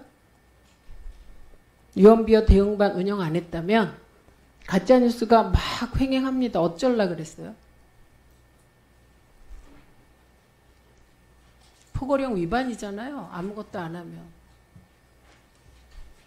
지금 여러분이 어느 상황인지 좀 알고 계세요. 포고령 위반이잖아요. 그럼 윤석열 씨에게 밑보이잖아요. 방통위는 법을 계속 어기고 방송 장악에만 몰두하고 그 서포트 기관으로 전락해서 지금 국민적 신뢰도 땅에 떨어졌고 그 포고령 위반이잖아요. 아무것도 안 하는 거. 포고령 2번 위반이네요. 예, 그리고 3번은 모든 언론과 출입하는 계엄사의 통제를 받는다. 어떻게 하시려고 그랬어요? 이에 대해서는? 방송사들에게 공문 보낸 거 있어요? 조성은 처장, 포고령에 기초해서 방송사들에게 공문 보낸 거 있어요? 준비한 거 있어요? 없습니다. 그러니까요. 포고령 위반이고 이쪽이든 저쪽이든 일 하나도 안 하네요. 그런 기관이 존재할 이유가 있습니까? 다시 한번 강조드리지만 윤석열 씨 탄핵 이외에 아무런 답이 없습니다. 윤석열 씨가 탄핵돼야 대한민국이 정상화되기 시작합니다. 그리고 방송통신위원회도 전면적으로 법부터 다 손보겠습니다.